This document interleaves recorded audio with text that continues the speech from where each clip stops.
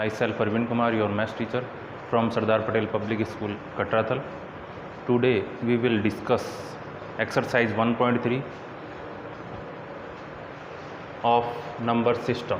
Question number first जो आपकी book में दिया हुआ है, right the following in decimal form. Right the number in decimal form, यानी जो भी आपको नंबर दिए हुए हैं इनको किस फॉर्म में लिखना है, डेसिमल फॉर्म में लिखना है, यानी पॉइंट लगा के लिखना है. फिर आगे क्वेश्चन में क्या कह रहा है, एंड से what kind of decimal expansion each has, और इनका जो प्रत्येक इन तीन या बाकी जो क्वेश्चन दिए हुए इन तीनों में डेसिमल एक्सपेंशन का प्रकार कैसा है वो आपको बताना है. तो डेसिमल एक्सपेंशन के दो प्रकार होते हैं, एक तो टर्मिनेटिंग और एक नॉन टर्मिनेटिंग. टर्मिनेटिंग मीन्स अगर डेसिमल एक्सपेंशन अगर ख़त्म हो जाता है या रिमाइंडर जीरो आ जाता है तो हम उसको कहेंगे टर्मिनेटिंग, उसको हम कहेंगे टर्मिनेटिंग. लेकिन जीरो नहीं आता है और डिवाइड प्रोसेस जो है वो लगातार चलता रहता है तो उसको हम कहेंगे नॉन टर्मिनेटिंग. ठीक है.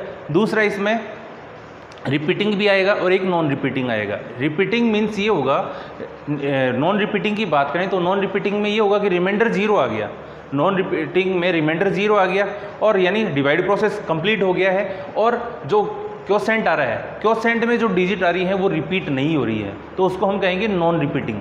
जबकि क्वोशेंट में अगर जो डिजिट आएंगी वो बार बार रिपीट होती जाएंगी तो उसको हम क्या कहेंगे, उसको हम कहेंगे रिपीटिंग, उसको हम कहेंगे रिपीटिंग. तो एग्जाम्पल में हम क्वेश्चन नंबर फर्स्ट, सेकंड और ये थर्ड ले रहे हैं. तो अगर हम इसका डिवाइड करें तो कैसे करेंगे, 100 से इसको डिवाइड करते हैं. 100 से डिवाइड किया 36 को, क्या लगेगा, यहाँ पॉइंट आ जाएगा 0 पॉइंट की वजह से. 100 3 ज़ा 300, रिमाइंडर 60 पॉइंट की वजह से यहाँ कितना आ गया 0. 100 6 ज़ा 600, रिमाइंडर कितना आ गया 0. तो क्या लिखेंगे, here reminder is 0. Here remainder is 0. So decimal expansion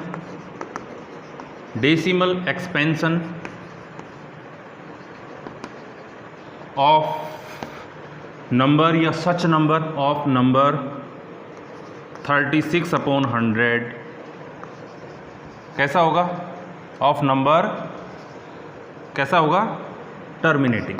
क्या लिखेंगे, टर्मिनेटिंग. क्यों लिखेंगे टर्मिनेटिंग, क्योंकि यहाँ डिवाइड कितना, रिमाइंडर कितना आ गया 0 आ गया, इसलिए हम क्या लिखेंगे, टर्मिनेटिंग है, यानी इसका अंत हो गया है, यानी डिवाइड प्रोसेस खत्म हो गया है और रिमाइंडर कितना आ गया 0, इसलिए हम क्या कहेंगे, ये टर्मिनेट हो गया यानी टर्मिनेटिंग है.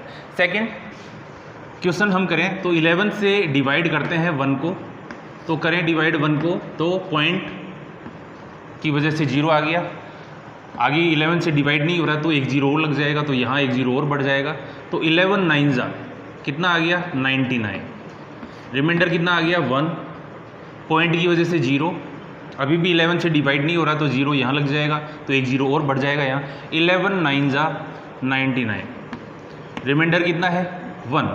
यानी ये प्रोसेस बार बार ऐसे ही चलता रहेगा, यानी कितना आ जाएगा यहाँ 0 9 0 9 0 9, ये भी चलता ही रहेगा, ऐसे ही चलता रहेगा. तो हम क्या लिखेंगे, हियर. अब कैसा है बताइए आप, रिपीट, ये कैसा है, टर्मिनेटिंग और non terminating.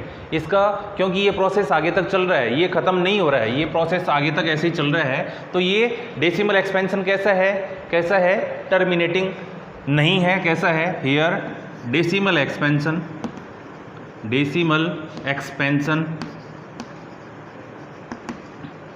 Is non terminating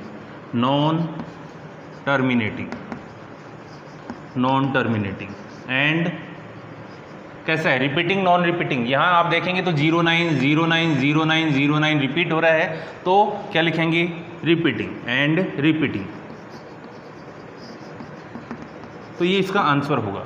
ठीक है. यहाँ इसको आप लिख सकते हो, क्या लिख सकते हैं, पॉइंट 0 9 0 9 डैश डैश डैश चल रहा है, इसको आप ऐसा भी लिख सकते हो, पॉइंट 0.09, क्योंकि 09 रिपीट हो रहा है तो 09 के ऊपर इसको हम डिफाइन करने के लिए बार लगा देंगे. इसके ऊपर जो साइन लगा हुआ है इसको हम बार बोलते हैं. ठीक है. थर्ड इसी में है, इसको हम पहले इम्प्रॉपर फॉर्म में लिख लेते हैं. 8 4 ज़ा 32 + 1 33 अपॉन 8.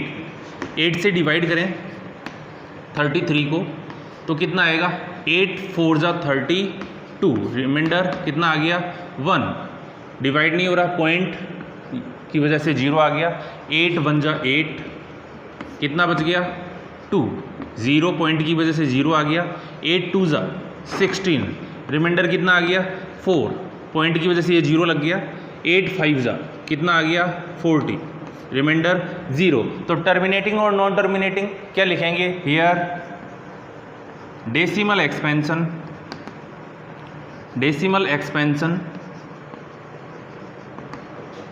इज ऑफ नंबर, ऐसा भी लिख सकते हैं, ऑफ नंबर 33/8 इज टर्मिनेटिंग और नॉन टर्मिनेटिंग, क्योंकि अब ये डिवाइड प्रोसेस खत्म हो गया इसलिए हम क्या लिखेंगे टर्मिनेटिंग।